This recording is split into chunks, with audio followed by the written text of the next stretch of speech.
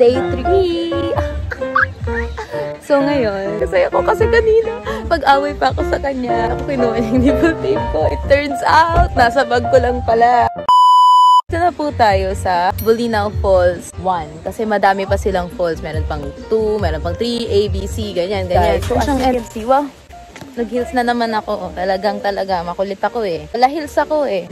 Meron pa naman po tayong naglalakad ngayon. So, wala tayong choice kundi magpaa. Ayan. Anyway, ang lamig na ito. Nararamdaman ko na. Ang lamig! Wala pa. Wala pa. Ah!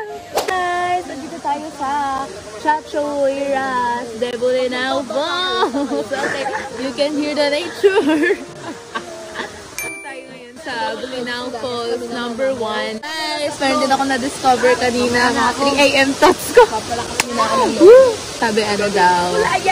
Ang dami daw palang issue na nangyayari sa Manila. Pero hindi may iwasan issue. I miss you. Sarap. Joke lang ka. Tara? Oo. Tara.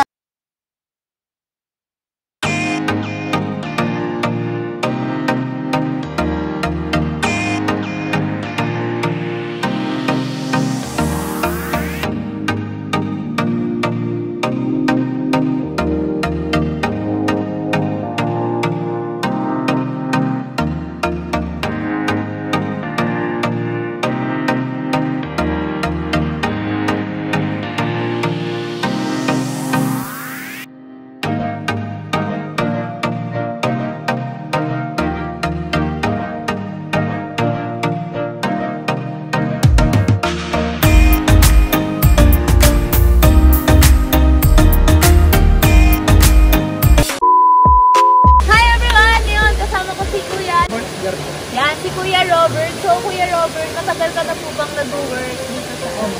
So, tingin nyo bakit sa pinupuntahan ng mga tao? Kasi ano, maganda po naman. Maganda. So, isang po naman yung mga viewers natin. Sarap! Anyayahin mo sila! Ito po kayo dito sa... Kaya, medyo shy time si Kuya Robert. Kaya kanina okay yan. Ito po kayo dito sa pagkuhan.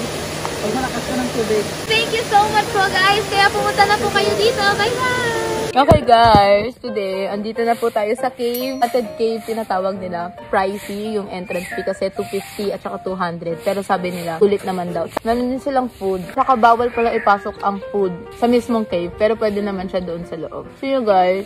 Yan yung kinakwento ko kanina guys. Ang mura talaga. Kasi doon sa baba, 100 yung bili namin. Pero dito, 30 pesos. Meron ka ng 3 sa 100. Oh, chika ko lang. Dream catcher. Alam mo ang kwento dyan. Anong kwento? Anong kwento mo? Yan. Gamit mo to habang natulog ka.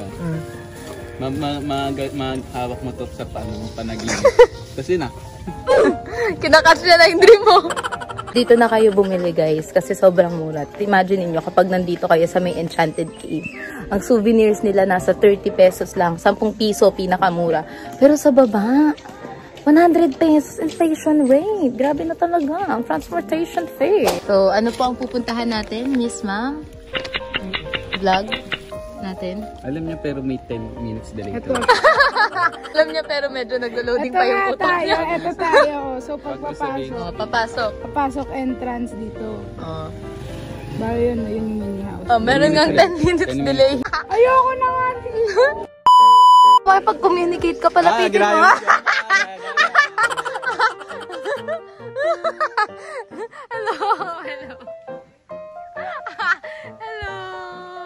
Hi. Evan! Joker. Joker of all time.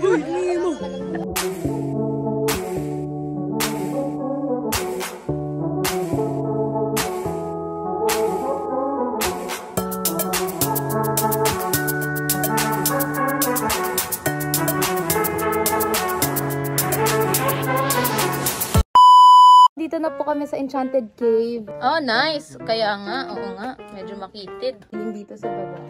Ayan! Ang ganda nga. Oo, nakita ko na. So, ito ang kanilang Enchanted Cave, everyone. Sobrang linaw ng tubig. Sobrang linis nga. Grabe. Ganda, guys. Andito na tayo sa ilalim ng cave. Let's dive in. Hindi lang, guys. Naglalagap na hindi, that's enough. Tapos na. Hindi naman pala ganun kalamig.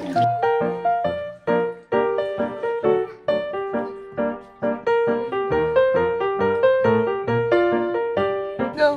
Sabi nila, isang kagat lang daw dito sa pansinap na to. Makakangit na kagat sa mukha.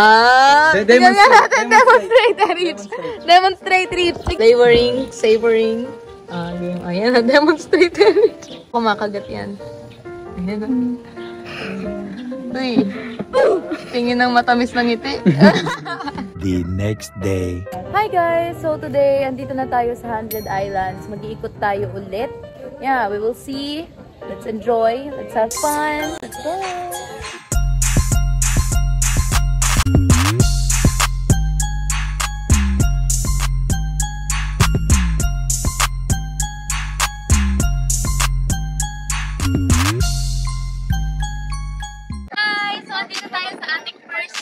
Mamaya ikutin pa natin siya and pupuntahan natin to. So yeah, wait lang. Harapan lang. Meanwhile. Okay guys, so nandito po tayo ngayon sa Ramos Island. Ito daw yung event place nila. Tapos sa taas merong coffee shop which is pinupuntahan natin.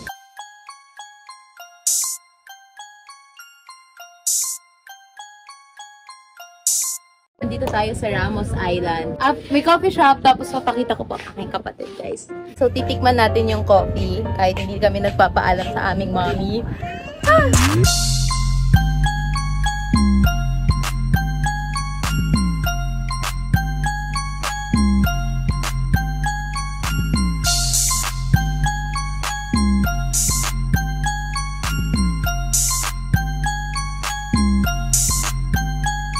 Puntahan ay yung Pilgrimage Island. 1,000 plus steps ang kailangan. 1,400. No, hindi. Sa side lang kami. Hindi kasi namin kaya, guys. Yung tuhod ko. Go, Rich! Ikaw, adventurous, guys. Sige na. Kuya, banding daw kayo dito. Sige na, panik ka na doon. Nandito naman kami sa Governor's Island. And then, pupunta kami sa Virgin Island. So, magzi-zipline kami. Ito pa lang daw yung open na zipline, pero nag-ooperate. Ito yung nag-ooperate, pero yung ibang ziplines is under maintenance pa. So, yeah, itatry namin to. Ito first time kong mag-zipline, guys. Hiningan ako, guys. Ito, ating first stop. Ito yung view deck. Ang ganda. Panoramic view ng 100 Islands. Wow. Ganda. Wait. Papakita ko sa inyo. Sorry, guys. Appreciate ko lang. Ito na. 3, 2, 1. Wow, vlogger. Okay, game.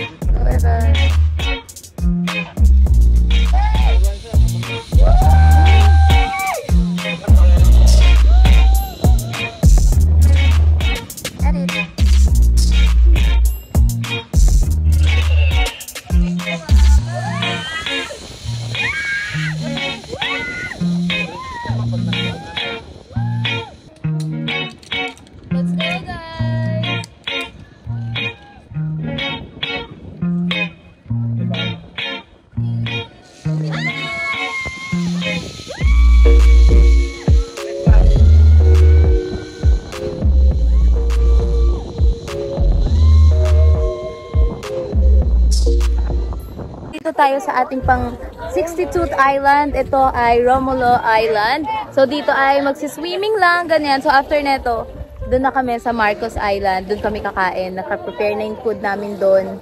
Nag-order na rin kasi kami kanina. And yeah, swimming lang. Yeah, kami na lang kulang. So magsiswimming lang kami siguro, konting pictures. And then kain na kami for lunch.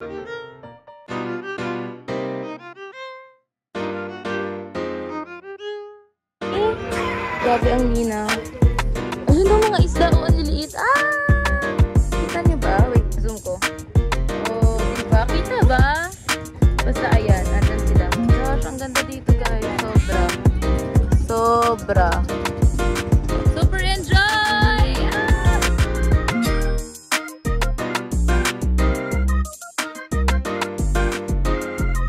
hinihintay namin yung food. Mamaya, check natin. Gusto ko nga bumili ng halo-halo. Bili ako halo-halo. Wait lang, bili ako halo-halo. Kuya, ikaw pala eh. Andiyan ka pala. Bili tayong halo-halo kasi nagkikrave na ako. Habang naghihintay tayo ng main food namin.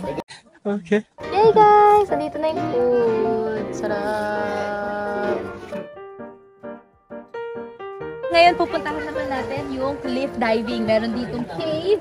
Kaya lang hindi na kami nag-avail nung magda-dive. Kailangan naka-life vest. Ito ang cave. Dito na rin pwedeng mag-cliff diving. Kaya siya naging 100 Islands kasi dati daw siyang mga corals. Tapos, lumutang daw. Ewan ko kay kuya. Totoo ba yan?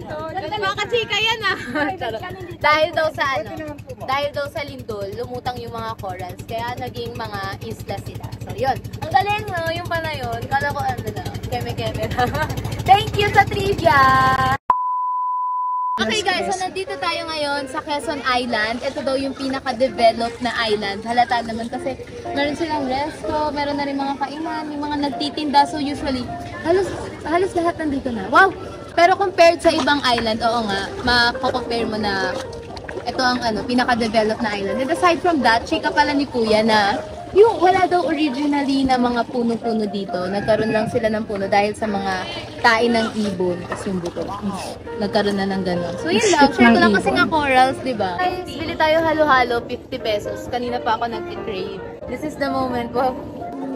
Yun lang. Hi! So, for today, extension ng aking vlog. Nandito tayo sa hacienda ng aking uncle, Kapitan Tong. Ito yung kanyang business. Ito yung cacao farm. It's honest, yeah. That's honest. Tingin po. Ito yung yung chocolate. Oh, yan. Does not taste like chocolate. Tastes like cacao. Parang prutas. Pati ba yung bulalo ng kanya? Kala ko kasama sa experience. Ano po siya niyan magiging chocolate? Pagka nawala, tanggal na yung niya, bibilad ngayon yan. Hanggang mag-griddle yun, tapos isasangag mo. Pagkasangag, linisan mo, gigilingin mo na. May melt na yan. May proseso din pala. Okay guys, so nandito tayo sa next part ng hacienda ni Uncle. Ito naman ay yung papaya. Diba after ng cacao, papaya, tas mais, o diba?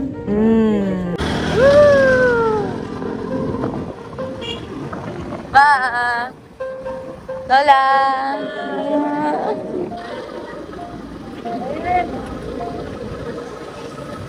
Yan ang mabolo. Mabolo. O, velvet o.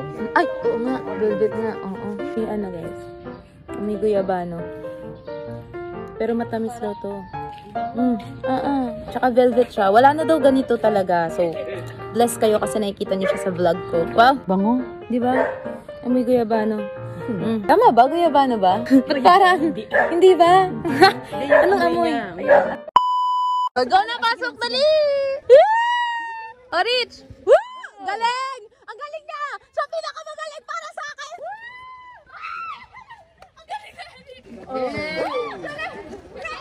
Ang galing na, Rich!